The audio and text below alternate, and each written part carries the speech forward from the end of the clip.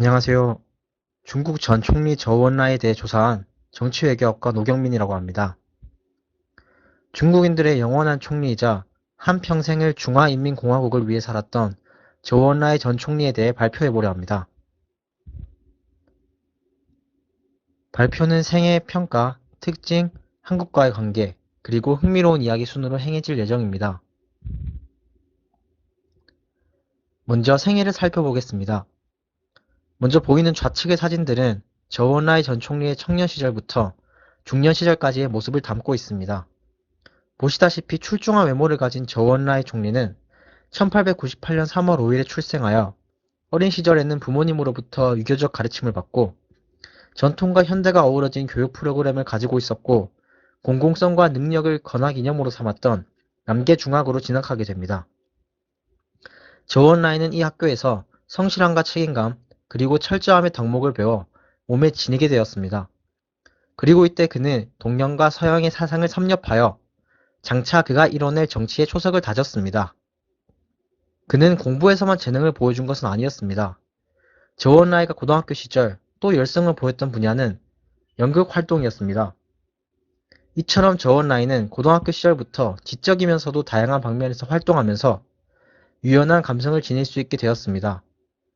이러한 학창시절의 경험은 결과적으로 이후 그의 정치 인생에서 상대방을 이해하고 그것을 바탕으로 한 합의를 이끌어내는데 보이지 않는 밑거름이 될 수 있었습니다. 그 후 그는 일본, 프랑스로 유학을 떠나 외국의 사상을 좀 더 익히며 견문을 넓혔습니다. 그곳에서 그는 사회주의 사상을 깊게 탐구하고 정치의 초석을 다졌습니다. 그리고 1919년에 일어난 오사운동에 대해서도 말할 필요가 있는데 저우언라이는 반제국주의, 항일운동적 성격을 띠며 신민주주의 혁명의 출발점으로 평가받는 1919년 베이징에서 일어난 항일운동인 오사운동을 주도했습니다. 그리고 이곳에서 평생을 함께할 덩잉차오를 만나게 됩니다. 이후 저우언라이는 공산당 내에서 활발한 활동을 펼치며 입지를 다졌고 1949년 중화인민공화국 성립 이후 사망할 때까지 정치 외교 부문에서 두드러진 활약을 보이며 중국이라는 나라를 국제사회에 제고하기 위해 다방면에서 노력했습니다. 다음 평가 부문으로 넘어가자면 무엇보다도 대단한 그의 업적 중 하나로서 중화인민공화국 건국에 대단한 공을 세웠다는 것을 이야기해 볼 수 있습니다. 1921년 공산당 창당 이래로 수많은 전투를 치렀고 1934년에는 대장정을 견뎌내며 마침내 중화인민공화국 수립이라는 업적을 만들어낸 것입니다.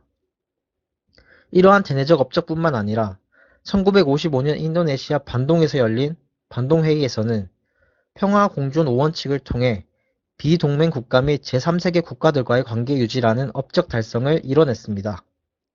또한 서구와 동구 진영 간의 냉전의 완화가 이루어졌던 1970년대 대탕트 시기에는 미국 안보 담당 보좌관이었던 헨리 키신저를 만나 국제사회에서의 중국의 입지를 공고하기도 했습니다. 또한 많은 중국인들을 고통받게 했던 마오쩌둥 주도의 대약진 운동과 문화 대혁명으로 인한 피해를 중재와 조정을 통해 최소화하려 노력했습니다. 이러한 업적으로 말미암아 현재 중국인들에게 있어 저우언라이 전 총리는 대인과 같은 존재였던 것입니다. 사실 이러한 업적은 그의 성격과 특징에서 비롯된 것이라 볼 수 있습니다. 그는 청렴하고 부드러운 성격의 소유자였습니다. 사진과 같이 일하는 농부들이나 일반 시민들과의 대화를 자주 하며 권위적인 지도자가 아닌 친서민적인 지도자로서 행동했습니다. 또한 최측근인 마오쩌둥의 문란한 여성관계와는 반대로 저우언라이의 여성관계는 마오쩌둥을 포함한 다른 중국 지도자들과 달리 깨끗했습니다. 부인이었던 덩인차오와 항상 금슬 좋은 모습을 보여주었으며 대장정이라는 엄청난 사건을 같이 겪으며 둘의 사랑은 더욱 두터워졌습니다. 그 다음으로는 한국과의 관계를 이야기해 볼 수 있습니다. 먼저 장제스나 마오쩌둥과 마찬가지로 한국 독립운동과 관련이 깊은 인물로서 예전 황푸군관학교에 재직하면서 조선 독립운동가들과 친분을 다졌고 남계대학에서 안중근 의사에 대한 연구를 공연했습니다. 가장 왼쪽의 사진은 그의 항일전쟁 초기의 사진이며 그 다음 사진은 1939년 7월 예난에서 낙마하여 오른쪽 어깨에 분쇄성 골절상을 입은 후에 찍은 사진입니다. 또한 그의 옆에 있는 사람은 중국 2대 국가주석을 지냈던 류사오치입니다. 그리고 마지막 사진은 우리에게도 잘 알려진 김일성과 그리고 저우은라의 사진입니다. 또한 그는 한국전쟁의 적국 지도자로서도 참여했는데 전쟁 초반 김일성이 기세 좋게 몰아붙이며 어깨가 한껏 올라가 있을 때 저우은라이는 미국 개입 가능성을 이야기하며 경고했으나 이를 듣지 않았습니다.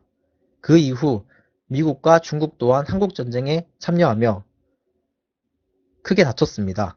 그러나 이 와중에도 다른 중국 지도자들의 의견과 달리 저우은라이는 국가 재건을 우선시하며 출병을 반대했습니다. 그리고 저우은라이에 관한 흥미로운 이야기를 말해볼 수 있습니다. 먼저 저우은라이의 협상과정 면모와 노련하고 부드러운 성격을 알 수 있는 대목이 있는데 앞서 말씀드렸던 키신저 전 장관이 처음 마오쩌둥과 저우은라이를 만났을 때 둘은 극명한 차이가 있었다고 회고했습니다. 마오쩌둥은 대중을 압도한 반면 저우은라이는 대중에 퍼져나가는 인물이었고 마오의 열정이 적을 장악하려 한 데 비해 저우의 지혜는 상대를 설득하거나 노련하게 다루는 쪽이었고 마오는 냉소적이었지만 저우은라이는 날카로웠다는 것이었습니다.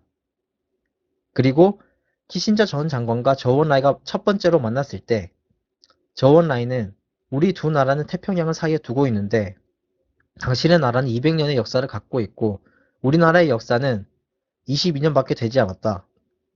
따라서 우리나라가 당신 나라보다 어리다라는 덕담을 건넨 일화도 소개했습니다. 그 다음으로는 역사 왜곡 관련 일화입니다. 저우은라이 전 총리가 전에 말하길 중국과 조선의 민족 발전에 대해 과거 중국 역사학자들의 관점은 부정확하다. 조선민족은 조선반도와 동북대륙에 온 이후 줄곧 이곳에 오랜 기간 거주했다.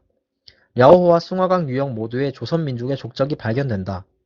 문물과 비석의 기록들이 오래전부터 조선민족이 이곳에서 거주해 왔음을 증명한다. 징포우 부근에서 발해국의 고적이 나오고 수도를 세운 흔적도 발견된다. 이들 발해국은 현지에서 나온 출토품으로 조선민족의 한 갈래가 분명함이 입증된다. 발해는 조선반도뿐만 아니라 랴오호와 숭화강 유역에 오래 살았다. 민족 발전의 역사는 문물로 증명하는 게 가장 과학적이다. 서적의 기록은 완전히 믿을 수는 없다. 당시 사람이 잘못된 관점으로 썼거나 어떠한 경우에는 조작된다. 중국은 북한 대표단들보다 큰 나라며 문화 발전도 조금 앞섰던 게 사실이다. 하지만 늘 봉건대국의 태도로 당신들을 모욕했으며 침략도 진행했다는 점을 중국 학자들이 우선 인정해야 한다. 나아가 조선민족이 기자의 후예라는 등의 왜곡을 해서는 안 된다. 역사상의 진실을 환원해야 한다는 점을 우리는 알고 있다. 두만강, 압록강 서쪽은 역사일의 중국 땅이었거나 심지어 고대부터 조선은 중국의 속국이었다고 왜곡하는 것은 황당한 이야기다. 라고 이야기하며 중국의 역사학자들이 바라봤던 관점에 대해 반박했던 일화가 있습니다. 그 다음으로는 세 번째 사진을 볼 수 있습니다. 세 번째 사진은 저우은라이 최후의 모습인데 이와 관련하여 청렴함에 관한 일화를 말씀드릴 수 있습니다. 중국 인민을 그 누구보다 사랑했던 저우은라이 총리는 중국 전토에 자신의 뼈를 뿌리고 자신을 위해서는 단 한 평의 땅도 소유하지 않았습니다.